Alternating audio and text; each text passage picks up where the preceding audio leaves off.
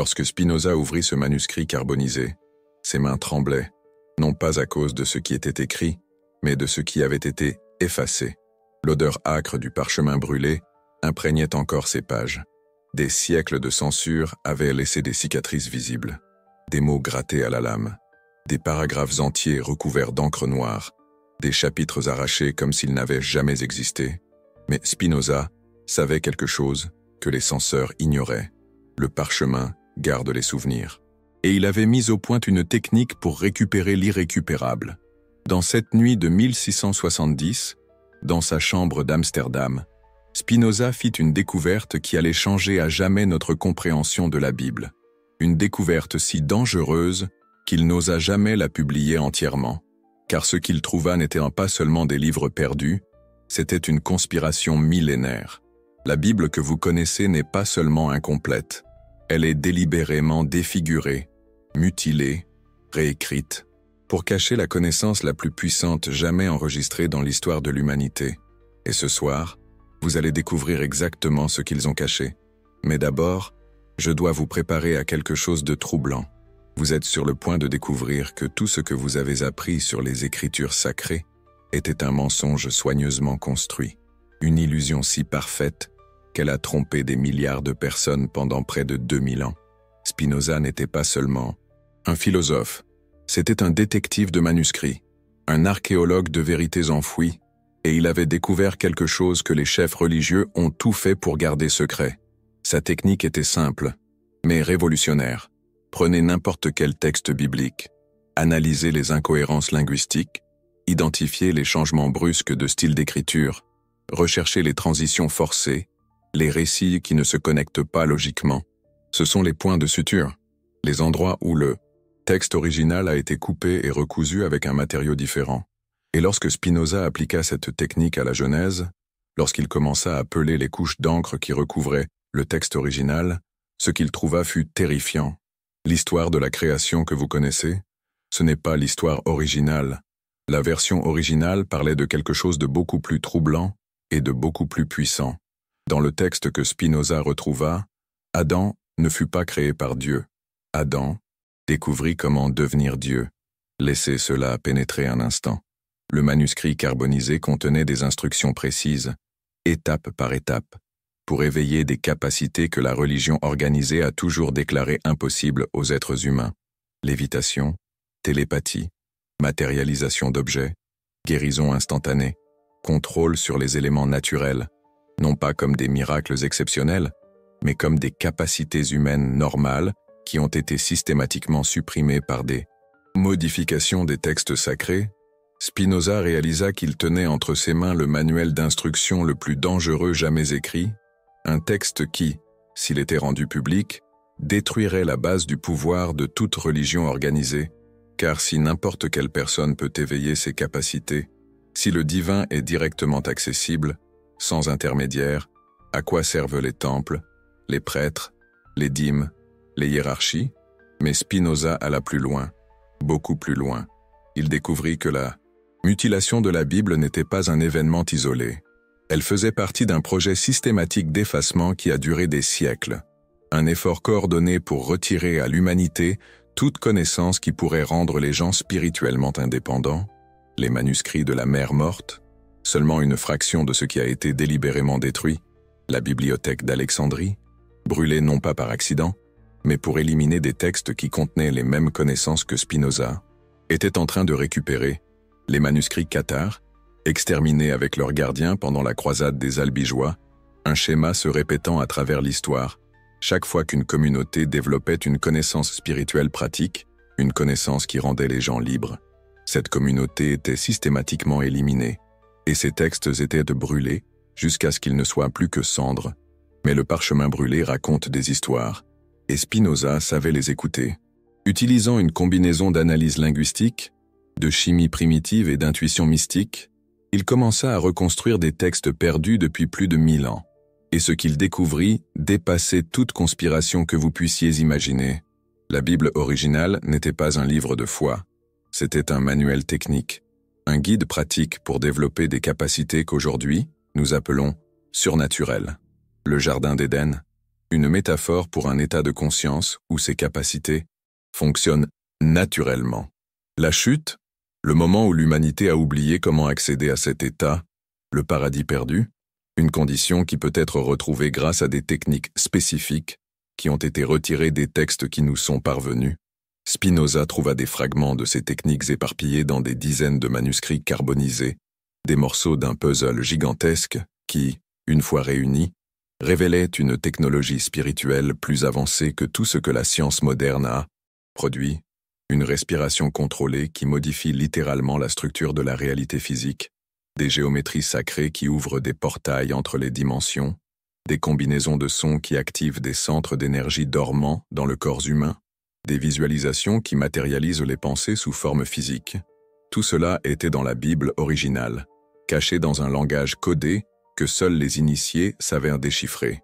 Mais les codes ont été systématiquement supprimés, remplacés par des récits moralisateurs qui maintiennent les gens dans un état de dépendance spirituelle. Au lieu d'enseigner comment transcender les limitations humaines, la Bible a été réécrite pour enseigner la soumission aux autorités externes.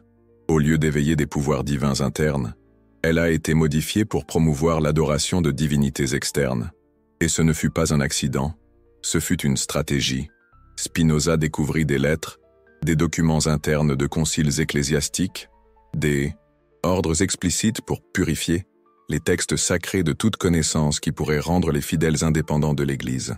L'odeur de parchemin brûlé qu'il sentait n'était pas seulement celle du temps, c'était l'odeur d'un incendie volontaire, de connaissances délibérément détruites pour maintenir le contrôle sur les masses. Mais voici où la découverte de Spinoza devient vraiment troublante. Il réalisa que même les textes purifiés contenaient encore des indices, des codes cachés, qui avaient survécu à la censure, des instructions fragmentées qui, si elles étaient réunies correctement, pouvaient encore fonctionner. La Bible que vous lisez aujourd'hui est comme un manuel d'instructions avec des pages arrachées et des mots rayés. Mais si vous savez où chercher, si vous savez comment déchiffrer les codes qui ont survécu, vous pouvez encore récupérer la connaissance originale. Spinoza a développé une méthodologie pour cela, une technique de lecture qui révèle des couches cachées dans n'importe quel texte sacré.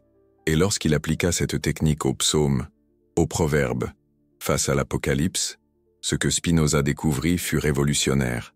Chaque livre biblique contient, caché dans sa structure, un système complet pour éveiller des capacités extraordinaires, non pas par une foi aveugle, mais par des pratiques spécifiques que quiconque peut apprendre.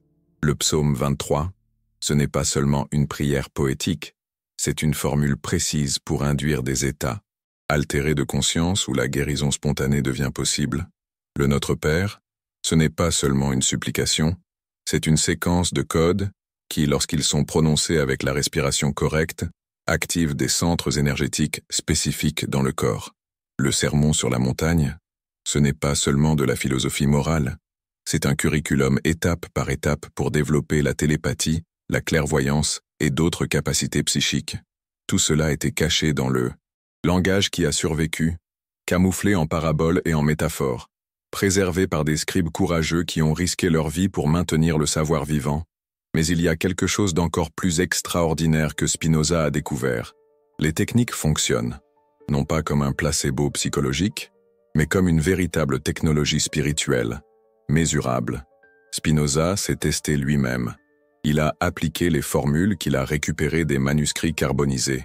Il a suivi les instructions, codées dans les textes censurés. Et il a expérimenté exactement les capacités que les textes promettaient.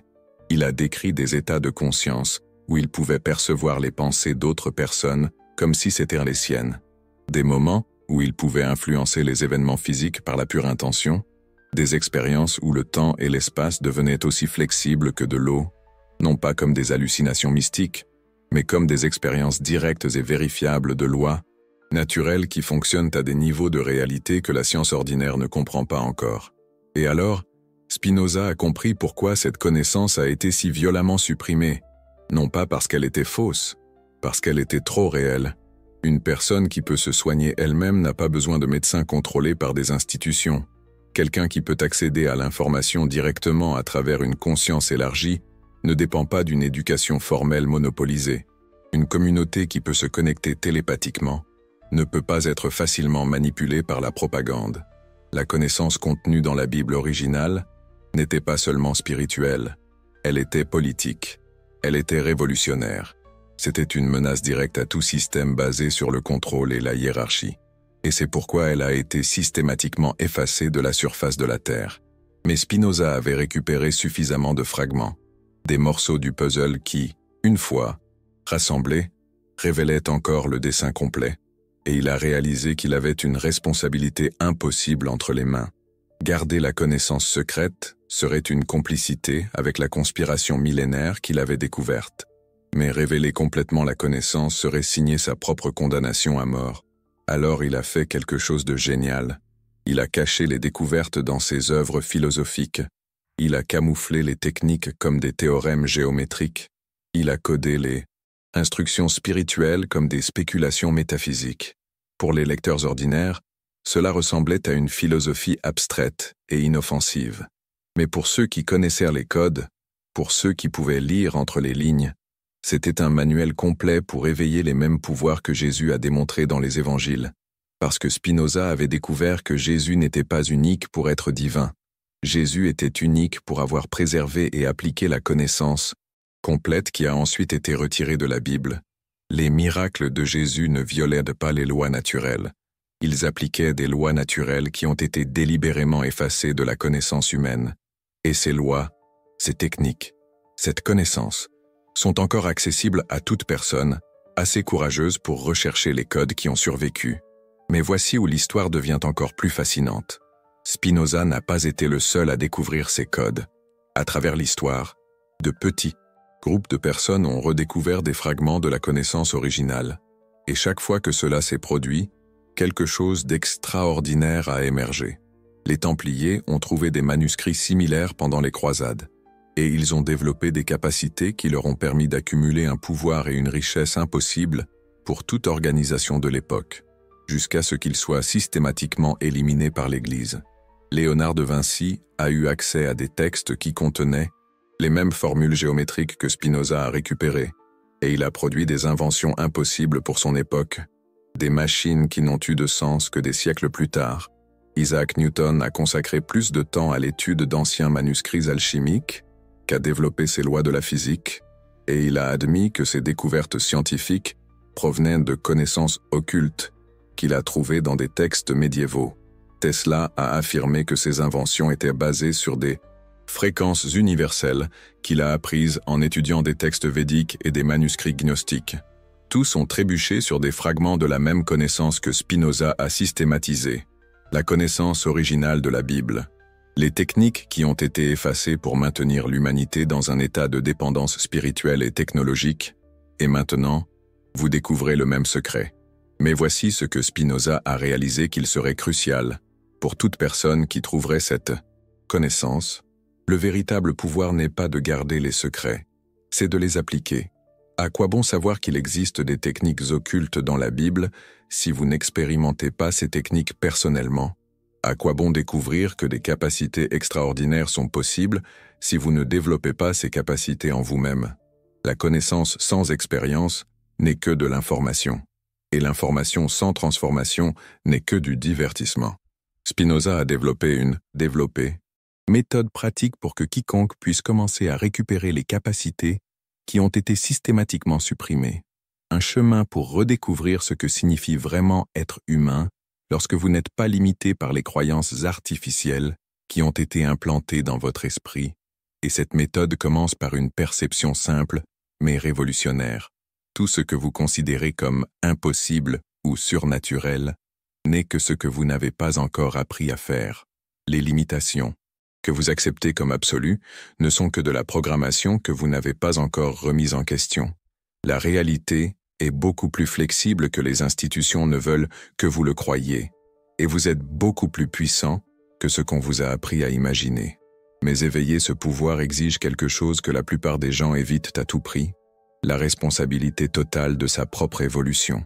Lorsque vous cessez de dépendre d'autorités externes pour vous dire ce qui est possible, lorsque vous commencez à explorer directement les limites de votre propre conscience, lorsque vous devenez le laboratoire d'expériences spirituelles qui peuvent complètement changer votre expérience de la réalité, Alors vous comprenez pourquoi cette connaissance a été si violemment supprimée. Il ne s'agit pas seulement de développer des capacités extraordinaires, il s'agit de devenir complètement libre. Libre des dogmes qui limitent votre perception, libre des peurs qui contrôlent votre comportement, libre des croyances qui définissent artificiellement ce que vous pouvez ou ne pouvez pas expérimenter. Et une humanité libre est la plus grande menace possible pour tout système basé sur le contrôle. Spinoza le savait. C'est pourquoi il a caché ses découvertes dans des codes philosophiques. C'est pourquoi il n'a jamais publié complètement ses techniques. C'est pourquoi il a vécu comme un reclus, partageant son savoir uniquement avec quelques étudiants de confiance. Mais il savait aussi qu'un jour viendrait où ce savoir devrait être révélé, où l'humanité serait prête à récupérer les capacités qui lui ont été volées à travers des siècles de manipulations religieuses et politiques. Et ce moment est maintenant. Nous vivons à une époque où l'information ne peut plus être complètement contrôlée, où des personnes courageuses peuvent partager des découvertes sans craindre une persécution institutionnelle immédiate, où des communautés mondiales de chercheurs peuvent se former et se soutenir mutuellement dans le voyage de la redécouverte. Les manuscrits carbonisés que Spinoza a étudiés n'existent plus. Ils ont été détruits par les gardiens eux-mêmes pour éviter qu'ils ne tombent entre de mauvaises mains. Mais le savoir a survécu, fragmenté, codé, caché dans des textes qui semblent inoffensifs, préservé par des personnes qui ont compris que la vérité la plus importante de l'humanité ne pouvait pas être perdue à jamais. Et si vous savez où chercher, si vous savez comment déchiffrer les codes, si vous avez le courage d'expérimenter ce que vous découvrirez, vous pouvez récupérer pour vous-même les mêmes capacités qui ont été systématiquement effacées de l'histoire officielle. La Bible qui se trouve dans votre bibliothèque contient des fragments de ce savoir, cachés dans un langage symbolique, camouflés sous forme de paraboles, codés dans des structures mathématiques que peu savent reconnaître, mais ils sont là, attendant quelqu'un ayant les yeux pour voir et le courage d'expérimenter. Spinoza a laissé suffisamment d'indices pour que tout chercheur sérieux puisse récupérer la méthode. Pas les techniques complètes, cela serait trop dangereux, mais les clés pour découvrir les techniques par vous-même. Parce que la vérité la plus profonde qu'il a découverte est que personne ne peut vous donner le savoir. Vous ne pouvez que le redécouvrir en vous-même. Les textes ne sont que des cartes. Le voyage, vous devez le faire seul. Mais lorsque vous faites ce voyage, lorsque vous expérimentez en première personne les capacités qui ont été effacées de l'histoire officielle, lorsque vous réalisez que vous pouvez transcender toutes les limitations que vous avez acceptées comme absolues, alors vous comprenez pourquoi Spinoza a tremblé cette nuit-là à Amsterdam. Non pas de peur de ce qu'il avait découvert, mais de révérence devant ce qu'est réellement l'humanité lorsqu'elle n'est pas limitée par des mensonges millénaires. Et dans ce moment de reconnaissance, l'odeur de parchemin brûlé se transforme en parfum de liberté, parce que vous comprenez enfin que ce ne sont pas seulement des textes qui ont été censurés, c'est la mémoire même de ce que signifie être complètement humain. Mais la mémoire peut être récupérée. Les codes peuvent être déchiffrés, les capacités peuvent être réveillées. Et lorsque cela arrive, la conspiration millénaire arrive enfin à sa fin. Non pas par une révolution externe, par une révolution interne. Une personne, à la fois, un éveil à la fois, une redécouverte à la fois, jusqu'à ce que l'humanité entière se souvienne de qui elle est, vraiment, et que les manuscrits carbonisés puissent enfin reposer en paix. Mais avant que cette paix n'arrive, vous devez savoir exactement comment déchiffrer les codes qui ont survécu, parce que Spinoza n'a pas seulement laissé des indices philosophiques, il a laissé des instructions précises pour toute personne suffisamment déterminée à redécouvrir le savoir original. Et ces instructions commencent par une révélation qui changera à jamais la façon dont vous lirez tout texte sacré. Chaque livre de la Bible contient 3 couches superposées. Le récit superficiel que tout le monde peut lire, la signification symbolique que les théologiens interprètent, et sous ces 2 couches, cachées comme de l'encre invisible, la couche technique originale. C'est dans cette 3e couche que Spinoza a trouvé les formules réelles. Et la clé pour accéder à cette couche réside dans une découverte qu'il a faite en étudiant des manuscrits hébraïques originaux. Une découverte que les traducteurs modernes ignorent complètement, mais qui change le sens de pratiquement chaque mot biblique. L'hébreu ancien n'avait pas de voyelles écrites, seulement des consonnes. Et selon les voyelles que vous ajoutez entre les consonnes, la même séquence de lettres peut signifier des choses complètement différentes. Vous voulez un exemple qui va vous faire exploser l'esprit? Le mot qui a été traduit par Dieu dans la Genèse, YHVH, peut être lu d'au moins 12 manières différentes. Et une de ces lectures ne fait pas référence à une entité externe. Elle fait référence à un état de conscience spécifique que toute personne peut atteindre. Spinoza a découvert que les scribes originaux l'avaient fait intentionnellement. Ils ont écrit les textes de manière à ce que les gens ordinaires lisent une chose, mais les initiés, les personnes qui connaissaient les voyelles secrètes, lisent des instructions complètement différentes. C'était un système de protection génial. Les textes pouvaient circuler librement parce qu'ils semblaient inoffensifs en surface, mais ils contenaient, codés dans leur propre structure, un savoir qui pouvait transformer n'importe qui en ce que nous appellerions aujourd'hui un surhumain. Et Spinoza a passé des décennies à déchiffrer ces voyelles secrètes. Ce qu'il a découvert était un programme complet pour le développement de capacités que la science moderne considère encore comme impossibles, organisées de manière logique, étape par étape, comme un manuel d'instruction pour éveiller les potentiels dormants de la conscience humaine. Laissez-moi vous donner un exemple précis que vous pouvez tester dès aujourd'hui. Le psaume 119, le psaume le plus long de la Bible, n'est pas seulement une prière poétique comme vous l'avez appris. Lorsque Spinoza a appliqué les voyelles secrètes, il a découvert qu'il s'agissait d'une formule précise pour induire des états de conscience modifiés. Chaque verset correspond à une lettre de l'alphabet hébraïque. Chaque lettre représente une fréquence vibratoire spécifique. Et lorsque vous prononcez les versets dans le bon ordre, avec les voyelles originales, créant les bonnes fréquences, quelque chose d'extraordinaire se produit. Spinoza l'a testé sur lui-même, et il a décrit des expériences où il pouvait percevoir des informations sur des événements lointains, où il recevait des éclaircissements sur des problèmes complexes qu'il ne pouvait pas résoudre rationnellement, où il expérimentait des expansions de conscience qui révélaient des connexions cachées entre toutes choses, non pas comme des expériences mystiques vagues, mais comme des modifications mesurables de la perception qui produisaient des résultats pratiques et vérifiables. Mais ce n'était que le commencement, parce que lorsque Spinoza a appliqué la même méthode au livre d'Ézéchiel, lorsqu'il a déchiffré les descriptions du Merkaba en utilisant les voyelles secrètes, ce qu'il a découvert était encore plus révolutionnaire. Ézéchiel ne décrivait pas une vision mystique abstraite, il documentait en code une technologie spécifique pour altérer la structure de la réalité physique, par le biais d'une visualisation contrôlée, les roues dans les roues, qu'Ézéchiel a vues, des géométries sacrées spécifiques, qui, lorsqu'elles sont visualisées avec une précision mathématique, ouvrent ce que nous appellerions aujourd'hui des portails dimensionnels. Les 4 êtres vivants, des états de conscience spécifiques, qui doivent être activés simultanément pour que la technique fonctionne. Le trône de saphir, un état de perception élargi, où l'espace et le temps deviennent flexibles. Spinoza a suivi les instructions, exactement telles qu'elles étaient codées, et il a littéralement expérimenté ce qu'Ézéchiel avait documenté 3000 ans auparavant, des moments où il pouvait influencer les événements physiques par la pure intention, des expériences où les objets matériels répondaient à son état mental, des états de conscience où les lois de la physique que nous apprenons à l'école se révèlent être de grossières approximations, de lois beaucoup plus subtiles et flexibles. Et alors, il a compris quelque chose qui a complètement changé sa vision de l'histoire humaine. Ce ne sont pas des miracles exceptionnels, c'était une technologie standard, dans une civilisation qui comprenait la conscience d'une manière beaucoup plus sophistiquée que la nôtre.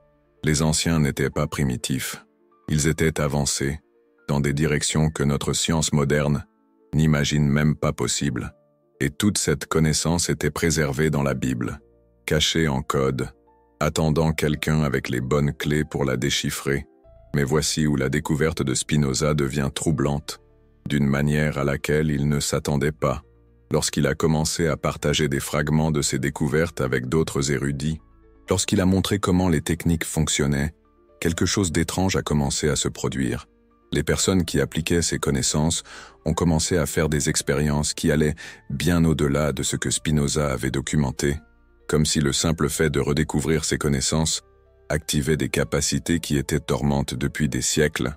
Un des étudiants de Spinoza, un jeune mathématicien nommé Leibniz, a commencé à recevoir des intuitions mathématiques pendant les pratiques qui ont mené à ses découvertes sur le calcul différentiel. Un autre disciple, un médecin hollandais, a développé des capacités de diagnostic qui ressemblaient à de la télépathie. Il pouvait détecter des problèmes de santé simplement en regardant une personne. Une femme qui participait aux séances secrètes de Spinoza a commencé à manifester des dons prophétiques, prédisant des événements avec une précision effrayante. C'était comme si la connaissance avait une vie propre, comme si elle voulait se réveiller à travers toute personne assez courageuse pour l'expérimenter, et Spinoza a réalisé qu'il avait trébuché sur quelque chose de beaucoup plus grand qu'il ne l'imaginait. Ce n'étaient pas seulement des techniques isolées qu'il avait récupérées, c'était un accès à un champ de connaissances collectives qui existait indépendamment de tout texte physique, un Akashic Records, comme il a commencé à l'appeler, une bibliothèque dimensionnelle, où toute l'information déjà découverte par la conscience humaine reste éternellement accessible. Et les codes bibliques qu'il avait déchiffrés n'étaient pas seulement des instructions, c'étaient des clés d'accès, des mots de passe pour entrer dans cette bibliothèque et télécharger des connaissances qui transcendent complètement ce qu'il est possible d'apprendre par des moyens conventionnels. Cela expliquait pourquoi des figures historiques comme Léonard, Newton et Tesla avaient fait des découvertes impossibles pour leur époque. Ils n'inventaient pas de nouvelles choses. Ils accédaient à des connaissances qui existaient déjà, attendant d'être redécouvertes. Et cela expliquait pourquoi cette connaissance a été si violemment supprimée à travers l'histoire. Il ne s'agit pas seulement de contrôler les individus, il s'agit de contrôler l'accès collectif de l'humanité à son propre potentiel évolutif. Mais Spinoza a découvert quelque chose que les suppresseurs n'avaient pas pu prévoir.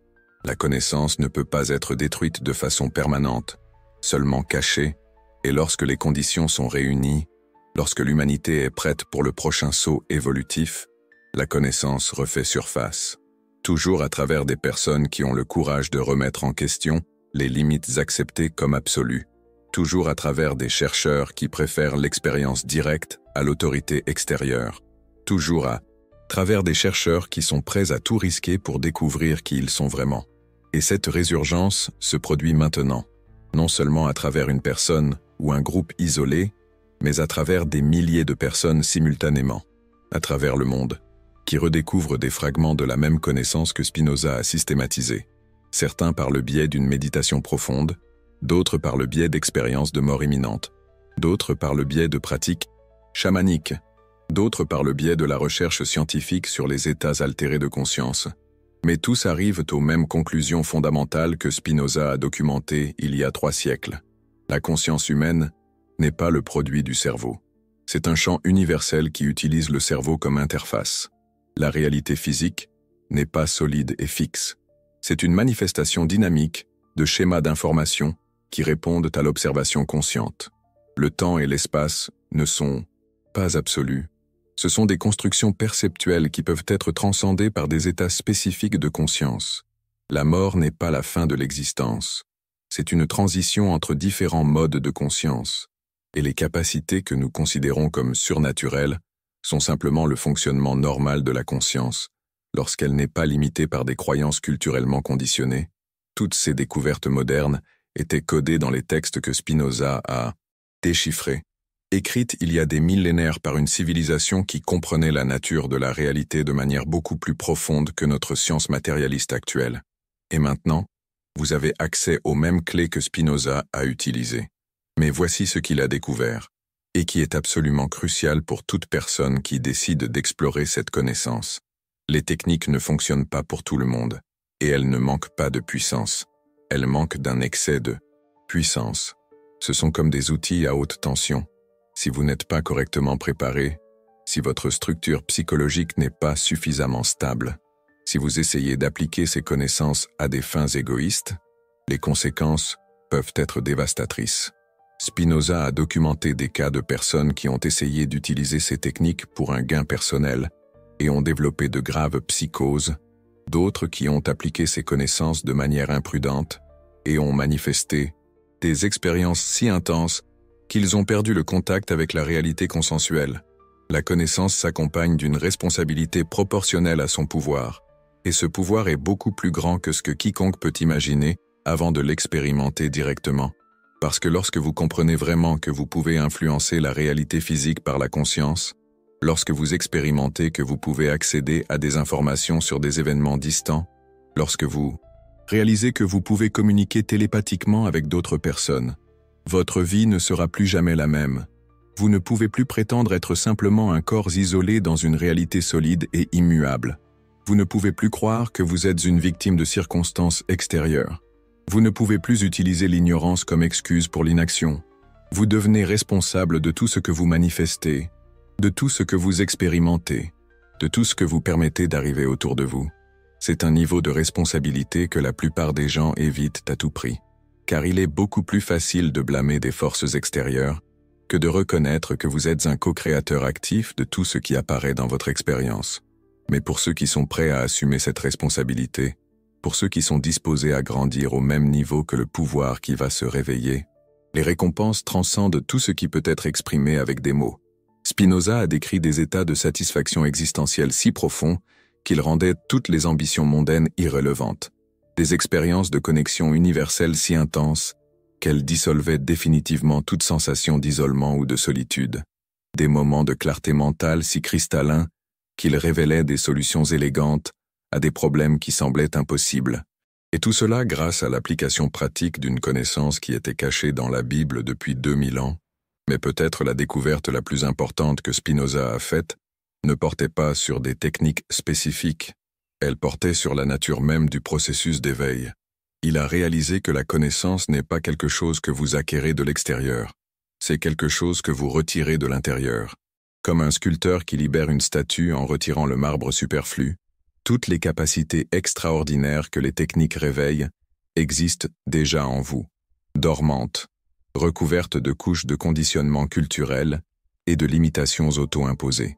Le rôle des codes bibliques n'est pas de vous donner un nouveau pouvoir, c'est de vous rappeler le pouvoir que vous avez toujours eu, mais que vous avez oublié d'utiliser. Et lorsque vous intégrez vraiment cette compréhension, lorsque vous cessez de chercher la transformation dans des pratiques externes, et que vous commencez à explorer directement la nature de votre propre conscience, alors vous découvrez que vous n'avez pas besoin de techniques complexes, vous n'avez pas besoin de codes secrets, vous n'avez pas besoin de connaissances ésotériques, vous avez seulement besoin du courage d'être totalement honnête sur qui vous êtes, sous tous les masques sociaux et les identités conditionnées. Et cette honnêteté radicale, cette volonté de vous confronter à la vérité nue de votre propre existence, est la pratique spirituelle la plus puissante qui existe, plus puissante que n'importe quel rituel, plus transformatrice que n'importe quelle technique, plus libératrice que n'importe quelle connaissance secrète, parce que lorsque vous vous voyez vraiment tel que vous êtes, lorsque vous cessez de prétendre être moins que vous ne l'êtes, lorsque vous abandonnez toutes les histoires sur la limitation et le manque, vous découvrez que vous avez toujours été exactement ce que vous cherchiez dans les textes anciens et les pratiques ésotériques.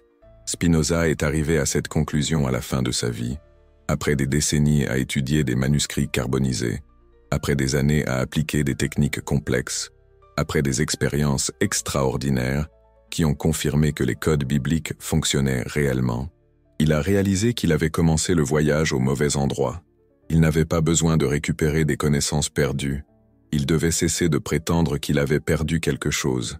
Il n'avait pas besoin de réveiller des capacités dormantes. Il devait cesser de prétendre qu'il dormait. Il n'avait pas besoin de devenir spécial. Il devait cesser de prétendre être ordinaire. Et lorsqu'il a fait ce changement fondamental de perspective, lorsqu'il a cessé de chercher à l'extérieur et a commencé à reconnaître à l'intérieur, toutes les capacités qu'il avait développées grâce à des techniques complexes sont devenues naturelles et spontanées, comme si elles étaient le fonctionnement normal de la conscience lorsqu'elle n'est pas limitée par des croyances sur ce qui est possible ou impossible. C'est la découverte finale de Spinoza. La découverte qu'il a jugée plus importante que toutes les techniques secrètes qu'il avait récupérées. Vous êtes déjà tout ce que vous cherchez, vous l'avez toujours été. Vous avez simplement prétendu que vous ne l'étiez pas pour pouvoir jouer à chercher. Et lorsque vous vous lassez du jeu, lorsque vous êtes prêt à cesser de prétendre, lorsque vous avez le courage d'être totalement honnête sur votre vraie nature, alors vous découvrez que ce ne sont pas seulement les textes anciens qui ont été censurés, c'est le souvenir de votre propre infinitude qui a été systématiquement supprimé. Mais le souvenir peut être retrouvé, non pas grâce à des techniques externes, grâce à une reconnaissance interne. Et cette reconnaissance n'est pas quelque chose que vous faites, c'est quelque chose que vous cessez d'éviter.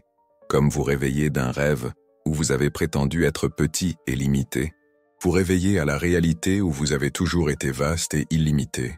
Et dans ce réveil, l'odeur de parchemin brûlé se dissipe enfin, parce que vous réalisez que rien de ce qui compte vraiment ne peut être brûlé, rien de ce que vous êtes vraiment ne peut être censuré, rien de ce dont vous avez vraiment besoin ne peut être caché.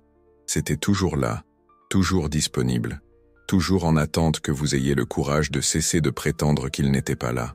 Les manuscrits carbonisés n'étaient que des rappels, des indices laissés par d'autres qui ont fait le même voyage d'autodécouverte, des signes que vous n'êtes pas seul dans cette exploration de votre propre nature infinie. Mais le véritable texte sacré ne se trouve dans aucune bibliothèque. Il est écrit dans la structure de votre propre conscience. Et ce texte n'a jamais été censuré. Il ne peut jamais être brûlé. Il ne peut jamais être perdu. Simplement temporairement oublié. Et maintenant, vous vous souvenez, non pas parce que vous avez découvert quelque chose de nouveau, mais parce que vous avez cessé de prétendre avoir oublié quelque chose que vous avez toujours su. Et dans ce souvenir, la conspiration millénaire se dissipe enfin, non pas grâce à une révolution externe, grâce à une reconnaissance interne. Vous réalisez que vous n'avez jamais été une victime de forces extérieures essayant de vous contrôler.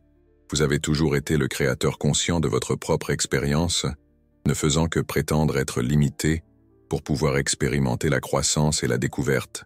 Et lorsque vous cessez de prétendre, lorsque vous assumez pleinement votre responsabilité de créateur, lorsque vous vous reconnaissez comme la conscience infinie jouant à être humain, alors vous comprenez pourquoi Spinoza a tremblé cette nuit-là à Amsterdam. Non pas de peur de la connaissance qu'il avait découverte, mais de révérence devant la grandeur de ce que vous êtes réellement lorsque vous cessez de prétendre être petit, et dans ce moment de reconnaissance, tous les textes interdits révèlent enfin leur secret le plus profond. Il n'y a rien à découvrir, il y a seulement quelque chose à se rappeler. Vous, dans votre infinie totalité, comme vous l'avez toujours été, comme vous le serez toujours, au-delà de toute conspiration, au-delà de toute censure, au-delà de toute limitation, pur, libre, complet, pour toujours.